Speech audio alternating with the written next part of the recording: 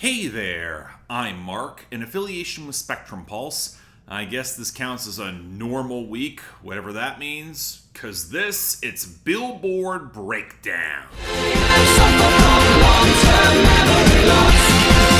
I don't remember. But you know, it's always a little perplexing assessing what's considered normal on the Hot 100, especially in this year when the normal state of affairs is not that interesting or good. It's not surprising that the Lil Wayne album bomb effectively evaporated after a week, and we got a few returns and a pretty standard slate of new arrivals. But man, watching the music industry effectively run on autopilot, pushing no tangible competition, makes this whole exercise feel really dry, where even the number one debut from last week already feels like it's lapsed into the same stagnation. You want proof of that? Our top 10, where to nobody's surprise, Ordinary by Alex Warren retook the number one. It's got the top spot on the radio, it's got rock solid streaming, dominant sales. Hope y'all are ready for a year where the radio will put this on for the conceivable future, because it's actually still gaining there. Now, for the case that Man-Child by Sabrina Carpenter can mount a comeback down at number 2, look, I don't know. It lost the top spot on streaming, the sales dropped pretty sharply, and while the radio push is in full swing, how willing are programmers gonna push it when Espresso is still in pretty heavy circulation? What might be a stronger contender, and I hate saying this, is What I Want by Morgan Wallen featuring Tate McRae, which returned to the top spot on streaming at number 3 and isn't lagging that far on the radio. What I find interesting is that nobody is really buying the song, even compared to Just In Case by Morgan Wallen at number 4,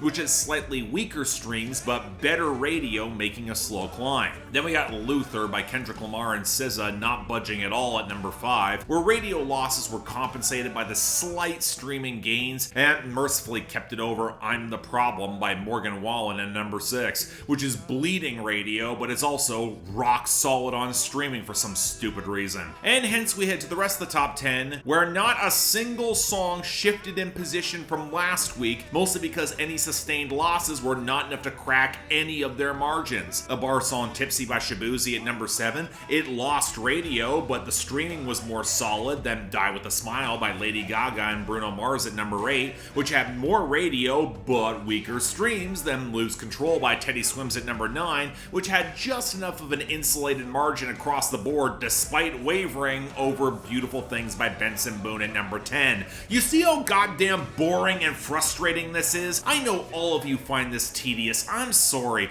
Can someone inform the American public that there's another way beyond this shit? Well, anyway, our losers and dropouts, where the mass exit of the Lil Wayne album bomb, it's kind of the story, alongside Busy Woman by Sabrina Carpenter falling off yet again, and taking with it Am I OK by Megan Moroney, which comfortably will notch its spot on the year-end list for 2025. Given her Spotify numbers, she could have a nice debut next week. Good for her, I guess, seeing her get some momentum, but we honestly did not get that much in the way of credible losers here, with the majority, say it with me folks, are songs that debuted last week just not getting any traction. Granted, I'm not complaining that Typa by GloRilla fell to 56, Touch Me Like a Gangsta by Jesse Murph collapsed to 71, and Hip Hop by Lil Wayne, Big X the Plug, and Jay Jones at 91, but the trend in general still is not that good. Outside those, Fame Is a Gun by Addison Rae lost all the album gains to 95, and Falling Apart by Morgan Wallen lived up to its name at 100. But okay, maybe there are going to be some excitement in our returns and gains. Well, in the former group we get some results, with Twilight Zone by Ariana Grande climbing back to 88, and Better Me For You Brown Eyes by Max McNown at 96. Not much, but I'll take them. I just wish I could make heads or tails of our gains here, outside of the expected Lil Tecca album gains, as I predicted, with Dark Thoughts at 38 and Ooh Oh at 51. Because the rest of these feel like the safest avalanche imaginable. I like Amen by Shabuzi and Jelly Roll, but what am I supposed to add about Nice to Meet You by Miles Smith at 85, or EO by Bad Bunny somehow being allowed to stick around at 81? Nice job reinforcing your recurrency Rules Billboard, or Fix What You Didn't Break by Nate Smith bouncing up to 77, or Tu Sancho by Fuerza Regida getting a boost at 73, or Backseat Driver by Kane Brown up surprisingly big to 60, or Hard Fought Hallelujah by Brandon Lake getting a sizable boost to 52. I'm not even saying these songs are bad, but you cannot convince me that they represent much in the way of interesting on the Hot 100 in 2025, the sort of average tracks that clog up every year-end list and they get forgotten within a generation. There's just not much here. Anyway, let's hope the reasonable selection of new arrivals we get give us something to work with. So let's start off with number 97, Single Again by Josh Ross. King size bed, just missing a queen. Make me your first call, after your last call with him, and you won't ever be single again. This is the second time in recent weeks where we've gotten a country adjacent act that's crossed over in the Canadian charts before hitting the stateside, although in Josh Ross's case, it's a lot more understandable. He's actually Canadian, he's actually not far from outside Toronto, and in the 2020s he's seen some credible buzz over here. Now this is his first hit to cross over to the Hot 100 from his March 2024 album Complicated, and I really wish there was any flavor translating to this music, but sadly it feels like something Music Row could have shoveled out at any time to be forgotten in the past 10 years. It even explicitly references Nashville in that area code. Come on! You can do more! I mean, the guitars, they're trying to sound big without any texture or even much presence, as the drums and very touched up vocals are way more prominent. And while I appreciate a bit of a quicker tempo, trying to talk a girl into cheating with him because after she dumps this new guy and gets with Ross, she'll never be single again. Yeah, no, you can't really play that sentiment this earnestly. It feels patently disingenuous in a really unflattering way. Suddenly I understand why it took so goddamn long for this to cross over, because it's nondescript at best and pretty damn bad at worst. I'd skip it. Next, number 93, Sparks by Coldplay.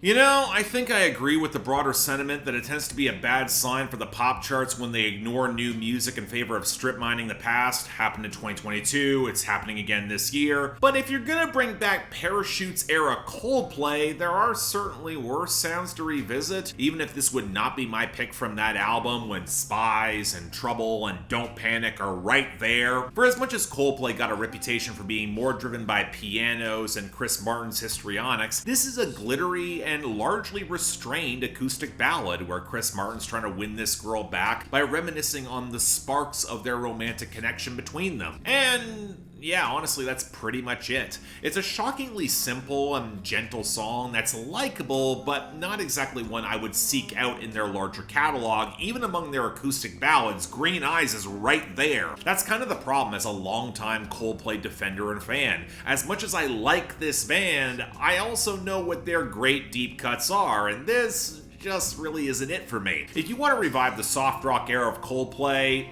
I don't know, just do better than this. Number 89, Holy Blindfold by Chris Brown. Holy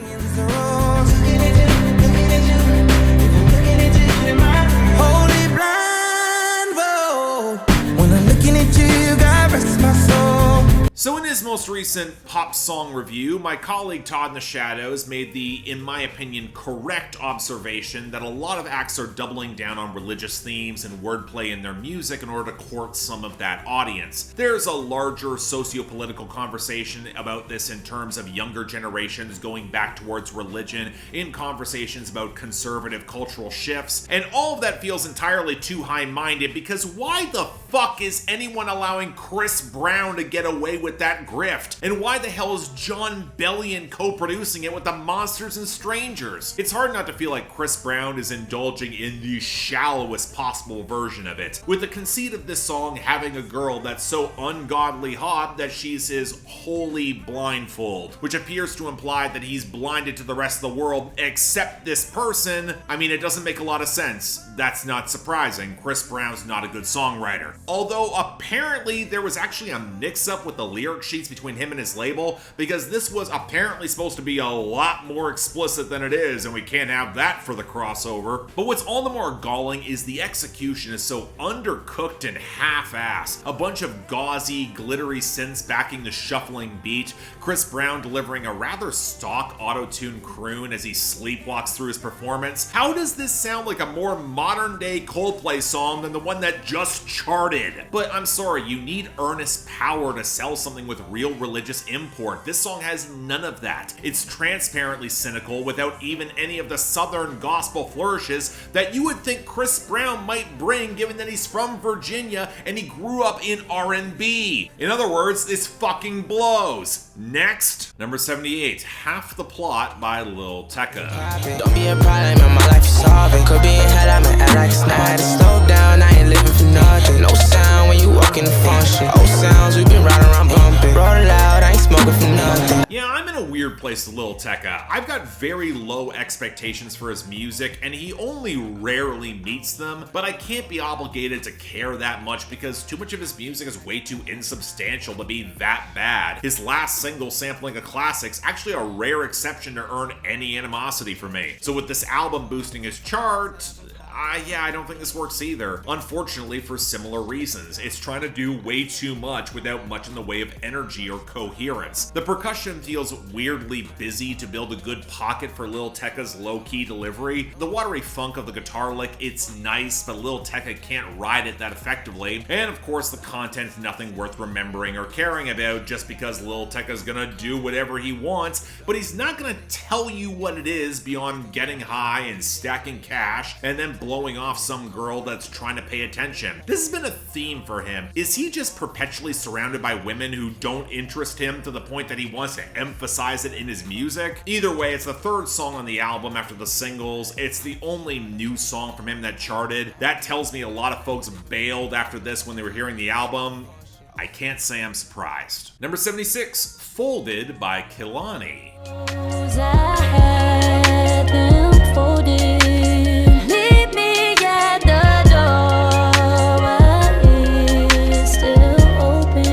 I don't know how to feel whenever I see a new Kehlani song charting. I always think that they should be way bigger in the mainstream than they are, especially given they put out 2 projects last year where I'm not sure they moved the way they should have. Quality be damned. Anyway, this appears to be a standalone single right now, and what do you know? When you give Kehlani producers who don't have her mix sound so tinny and metallic, they really deliver. I actually really like how well multi-tracked the vocal line is, alongside the gentle tapping piano with that slick guitar lick, the touches of strings, and that fat groove. It's still quite polished, but a shade more organic, and Kehlani sells the narrow balance between apologetic and sensual that underscores this song, where they'd like to get back together with this person to the point where they actually folded that person's clothes for them to pick him up, but they're also defiant that they don't want to be treated badly or taken advantage of, while also being hot enough to ensure that apology sticks and that other person might want to stick around. There's more power balance in play, and it feels a bit more mature as a result. In other words, it's exactly the direction I've been looking for Kehlani to take for years now, and I think they found something that could really work in R&B. Yeah, really good song. I'll take it. It's worth hearing. Number 70, Won't Stop by Gunna. Back it show by show, I'm trying to triple and double the pot. Move for at least 6 figures, a show or more for him on now. 6 figures. Who put that 25 rolls, all great interior whenever it's cloudy.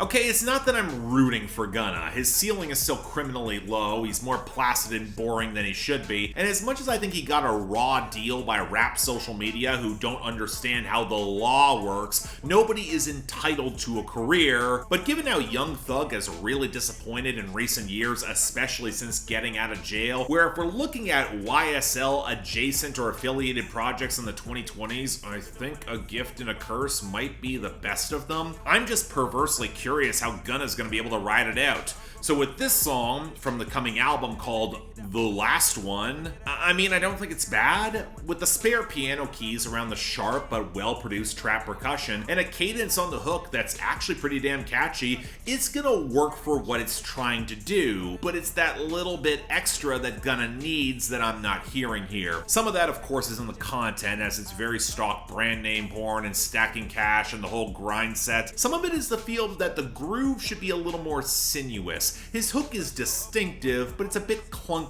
as well. It's certainly polished. I don't think it's bad, but I also know Gunna can do a little better, and if he wants his career to last another couple of years, he'd better do that. Number 69, Lemon Drop by ATEEZ.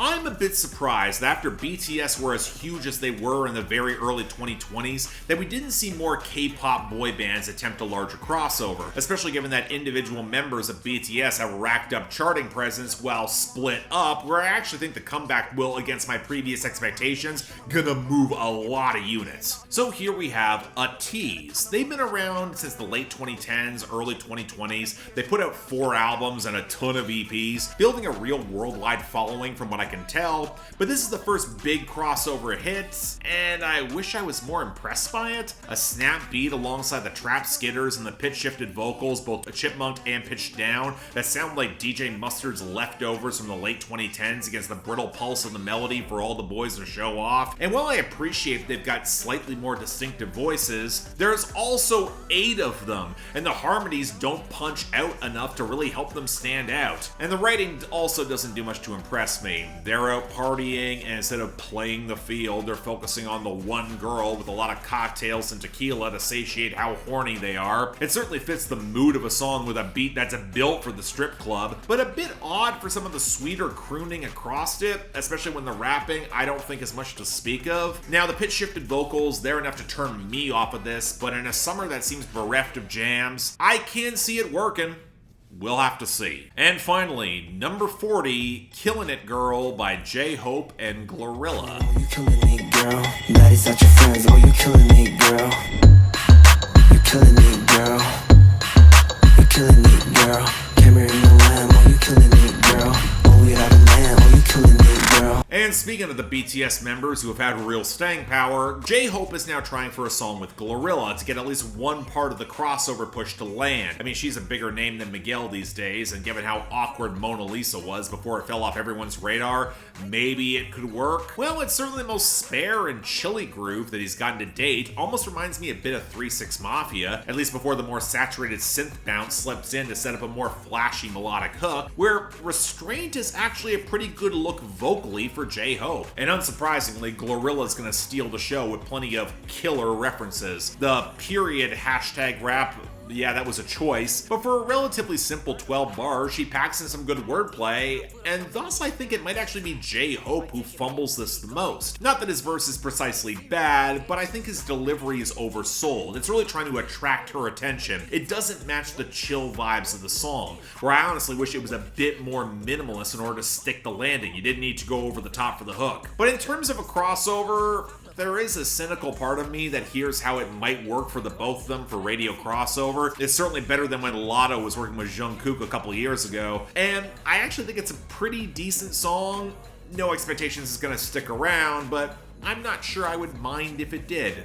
That says something. And yeah, that's our week. Kind of all over the place, but thank God Kehlani showed up with Folded, easily taking the top spot, while Killin' It Girl by J-Hope and GloRilla is gonna snatch the honorable mention. Whereas worst of the week, yeah, I think this has to go to Holy Blindfold by Chris Brown, where Josh Ross's single again is taking the dishonorable mention. My God, I wish Canadian country representation was better than this. Next week, you know, it's going to be genuinely curious if Benson Boone winds up getting an album bomb versus Carol G, who has proven she can do it before. We'll have to see where things fall out. But until then, I'm Mark. You're watching Billboard Breakdown, affiliated with Spectrum Pulse.